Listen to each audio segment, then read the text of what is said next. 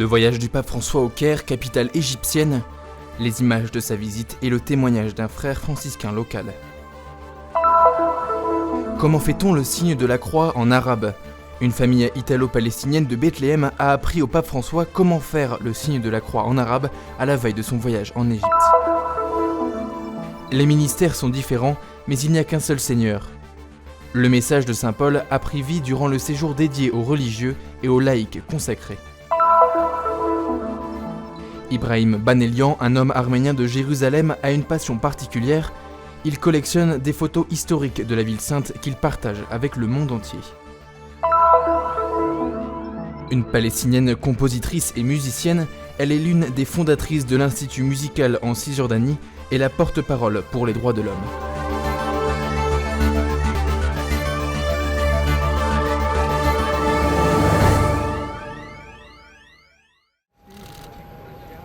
En tant que pèlerin de paix, le pape François s'est rendu en Égypte, où la Sainte Famille avait trouvé refuge il y a 2000 ans.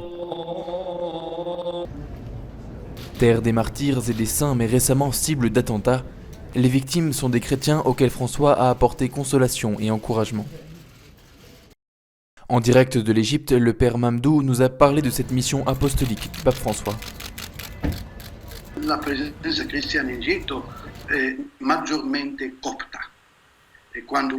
La présence chrétienne en Égypte est principalement copte, et quand j'utilise le terme copte, je veux dire les coptes orthodoxes, ceux qu'on appelait autrefois coptes monophysites. Maintenant, le terme monophysite est désuet, c'est le terme orthodoxe qui est d'usage. Coptes orthodoxes signifie qu'ils sont en communion avec le patriarche du siège d'Alexandrie, et qu'ils ne sont pas en communion avec le siège de Rome. Cela dit, il y a aussi les coptes qui sont en communion avec l'Église de Rome et qui portent le nom de coptes catholiques. Ce sont eux qui ont dirigé l'accueil du Saint-Père en Égypte.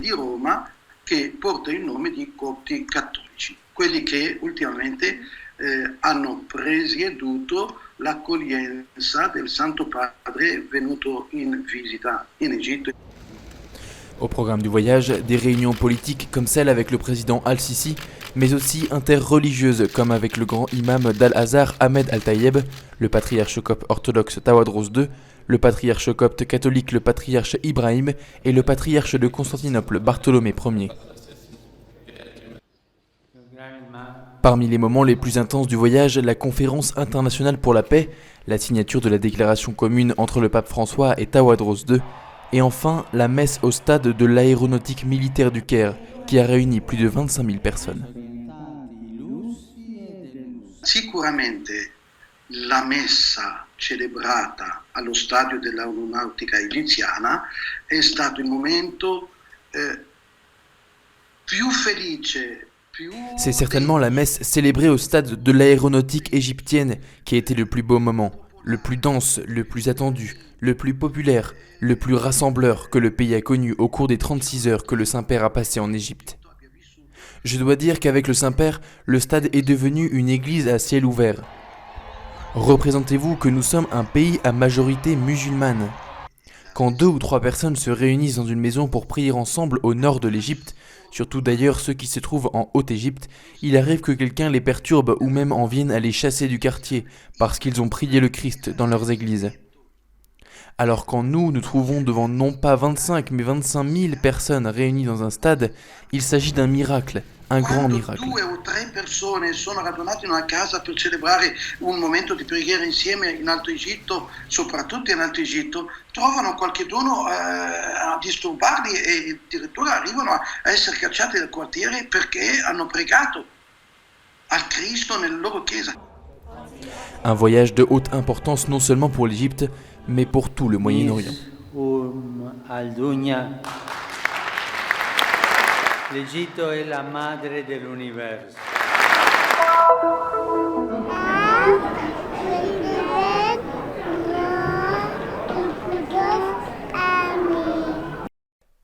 Comment fait-on le signe de la croix en arabe ? Le pape François aurait eu besoin d'un tuteur avant de se rendre en Égypte. La Providence a été généreuse et lui en a accordé 2, Léa et Antonio, des jumeaux italo-palestiniens de Bethléem.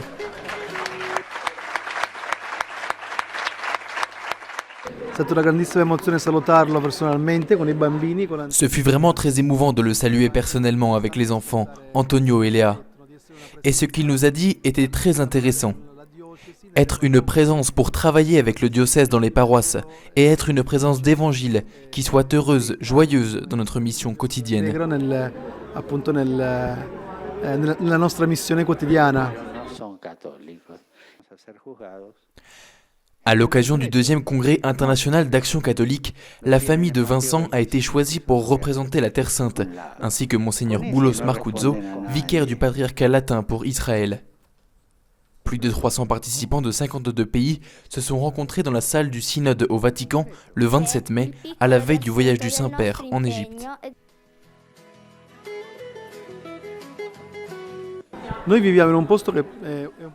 Nous vivons dans un lieu complexe à Bethléem, en Terre Sainte, dans les territoires palestiniens. Le défi est ancien, ce n'est pas un nouveau défi auquel nous sommes appelés pour témoigner. Ce qui est beau dans le fait de participer à cette conférence est qu'il y a beaucoup de gens, et qu'ils ne sont pas tous des politiques, mais bien des personnes qui œuvrent au quotidien dans les paroisses avec le peuple de Dieu. C'est donc vraiment une belle rencontre et une richesse pour tous, surtout pour nous, pour notre foi. Ed è un'occasione di ricchezza per tutti, soprattutto per noi, per la nostra fede.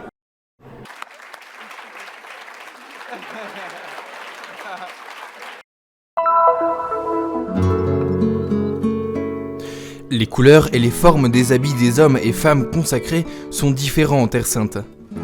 Mais ils forment une mosaïque qui exprime très bien ce que dit saint Paul dans sa lettre aux Corinthiens. Les ministères sont différents, mais il n'y a qu'un seul Seigneur. Avec son esprit de partage abondant de talents, Monseigneur José Rodríguez Carballo, secrétaire de l'Institut de la Congrégation pour la vie consacrée et pour la Société de la vie apostolique, a rencontré des hommes et des femmes religieux ainsi que des laïcs consacrés le mercredi 3 mai à l'Institut pontifical de Notre-Dame de Jérusalem. Dans l'accueil initial par le père Jean-Daniel Goulung et la sœur Bruna Fassan, la reconnaissance de l'opportunité de tenir un tel rassemblement a retenti. L'événement a été divisé en deux parties. La première a été caractérisée par divers témoignages centrés sur l'éducation des enfants, l'accompagnement des malades en fin de vie, l'hospitalité offerte aux personnes défavorisées, les visites payées aux prisonniers et l'attention aux migrants et aux réfugiés. La deuxième partie était représentée par la conférence tenue par l'évêque Carballo. Un passage de l'évangile nous vient tout de suite à l'esprit. Lève-toi et marche. Et c'est le message que je veux souligner pour la vie consacrée en Terre Sainte. Lève-toi et marche. Nous sommes des voyageurs, des chercheurs du visage de Dieu. Je veux aussi dire aux consacrés, soyez des prophètes sur cette terre. Cela peut être réalisé d'abord par la vie de la communauté vivante, afin que nous puissions prouver aux Arabes, aux Israéliens et à beaucoup d'autres qui viennent ici qu'il est possible de vivre ensemble malgré nos différences. Arabi, israeliani, tanti altri che vengono a queste terre, che è possibile vivere insieme anche se uno è diverso. Plusieurs membres des mouvements ecclésiaux, des fraternités œcuméniques et des nouvelles familles de la vie consacrée étaient présents à la réunion, apportant la nouveauté de l'esprit à l'Église. La Terra Santa è una terra che gode della presenza. La Terre Sainte est un pays qui jouit de la présence d'une variété charismatique vraiment remarquable. C'est un cadeau à l'Église de Jérusalem. Une présence qui se manifeste aussi et surtout par la vitalité, par la nouveauté que l'Esprit apporte à cette terre. Cette nouveauté et cette variété revigorent la mission de l'Église et en inspirent continuellement une nouvelle expression. Je crois que c'est très important. Della Chiesa, che dà vitalità alla missione della Chiesa. Questo mi sembra molto importante. Les paroles de l'évêque Carballo décrivent une mosaïque variée qui exprime le trésor que l'Église possède dans la vie consacrée en Terre Sainte. Restez sur les frontières, sortez. Nous avons besoin de moins de références et plus de missions, surtout dans les banlieues. Je suis ravi d'avoir entendu 5 témoignages de vie consacrée aujourd'hui dans la banlieue. Ce sont nos banlieues. Alors restons sur les frontières, toujours en portant l'amour du Christ. Parce que notre prochain, surtout s'il est pauvre, comme le pape François nous le rappelle souvent, est la chair du Christ. Quand nous embrassons les pauvres, nous embrassons le Christ. Je me souviens de Saint François qui embrasse le lépreux au début de sa conversion. Cette étreinte n'a probablement pas changé la vie du lépreux, mais elle a changé le cœur de François. Je suis impatient d'espérer et d'expérimenter les frontières ou les banlieues de la vie humaine. À la fin de la réunion, les vêpres ont été récités sous la direction de l'archevêque Giuseppe Lazzarotto, nonce apostolique en Israël et délégué apostolique pour Jérusalem et la Palestine. Merci à tous les consacrés, un câlin de paix et de bénédiction, une étreinte pascale à tous. E arrivederci.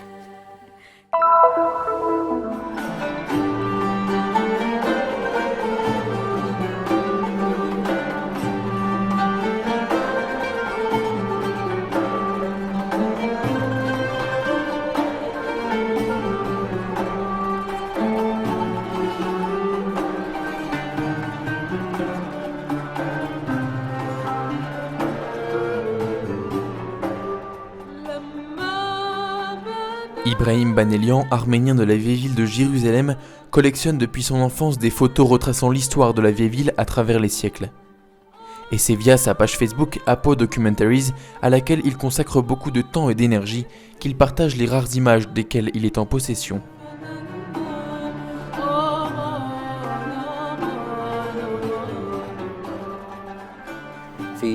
Un vieux proverbe arabe dit « Qui néglige son passé est perdu ». L'art de la photographie ici dans la ville remonte à la moitié du XVIIIe siècle. Ce sont les Arméniens qui l'ont introduit. De fait, la première école a été ouverte en 1850 par un religieux arménien.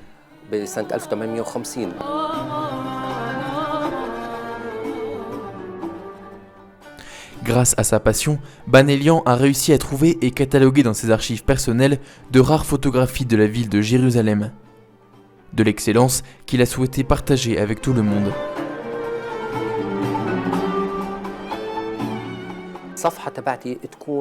Sur ma page Facebook, je poste des photos avec des critères très précis. Toutes les images ont le même encadrement, mon logo, Apo Documentaries, et toutes sont en filigrane. Tout cela afin de protéger mon travail.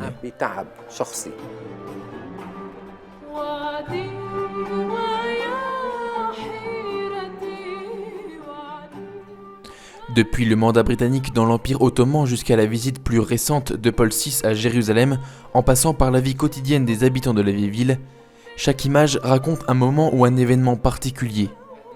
Et grâce aux divers témoignages de personnes âgées et des photographes, Banelian parvient à expliquer les événements qui ont eu cours dans la ville sainte.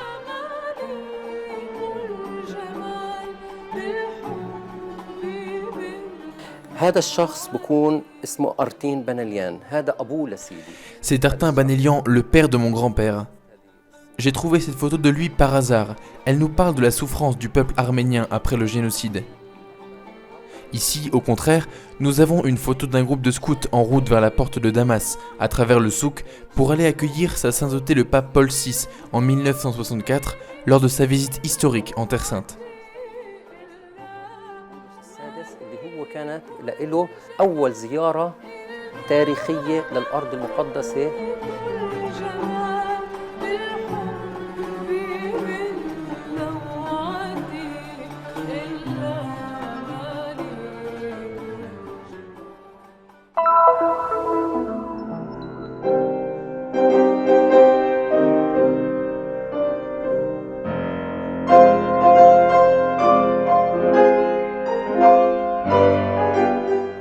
Le monde de Rima Taradzi est fait de musique.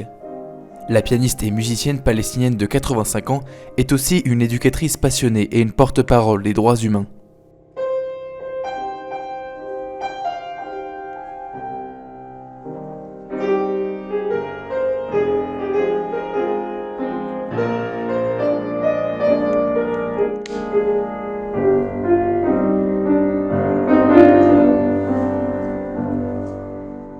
أنا طبعاً هذه بعدهاش مهنة كانت طول عمرها الشغف يعني. Pour moi, jouer n'a jamais été un travail, mais une passion. Je n'étais pas une professionnelle, mais j'ai passé toute ma vie dans la musique. D'abord avec des cours de piano à Birzeit, avec le maître Salvatore Arnita. J'ai très vite commencé à composer, avant même de passer le diplôme. كل اللي كتبته Ce que j'ai écrit ne peut pas être défini comme une musique nationale, mais une expression de mes sentiments personnels de douleur. J'ai ensuite ajouté quelques paroles. J'ai toujours été très attachée à ma terre.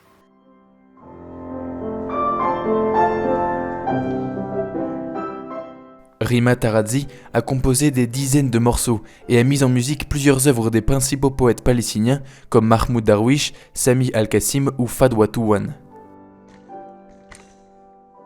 La musicienne a toujours montré un intérêt particulier pour l'éducation au cours de sa carrière artistique. Elle est d'ailleurs l'une des fondateurs des premiers instituts de musique en Palestine.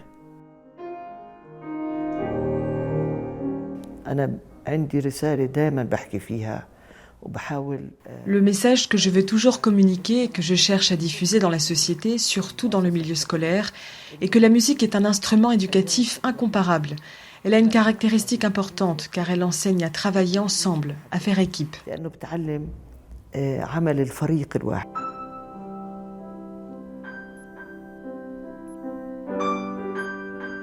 Tout est né d'un amour pour la musique classique qui s'est ensuite étendu à la composition, aux hymnes, aux prières et à d'autres thèmes sociaux ou non.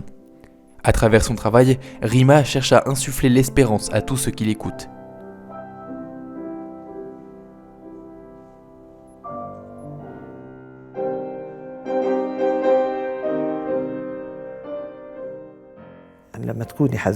Quand je suis triste ou en colère, je me mets tout de suite au piano. Quand je suis heureuse, je préfère rester avec mes petits-enfants. Dans la musique, j'exprime des valeurs d'humanité, l'espérance autant que la douleur, car je porte une espérance au fond de moi.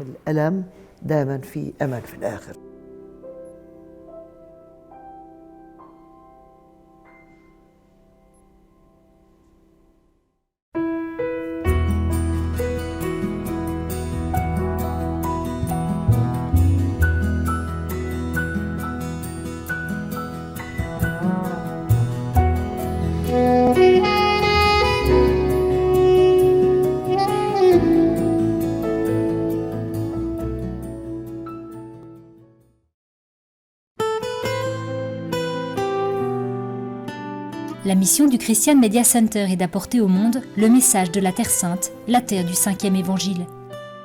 Diffusion, reportages, nouvelles, documentaires, actualités de l'Église et de la vie quotidienne des chrétiens de Terre Sainte. Vous pouvez nous aider dans cette mission afin que soit connu et répandu le message de la Terre Sainte. Aidez-nous. Visitez notre site web